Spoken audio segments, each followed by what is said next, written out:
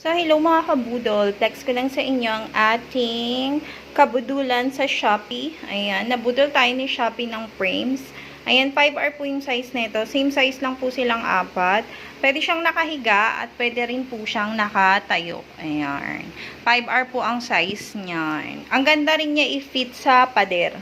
Talagang flat na flat siya kapag pinit mo siya sa pader. Alam ko, nasa 50 something lang yung bili ko dito sa 5R. Ayan, napakaganda kasi uniform siya. Nag-iisip pa ako sa ko siya ilalagay kasi may mga frames na ako dun sa taas. Kaya lang, gusto ko siyang idikit sa gusto ko to idikit talaga sa may TV. Ayan, dito. Ganun. Ganun. Ano siya. Bubutasan. Ang ganda.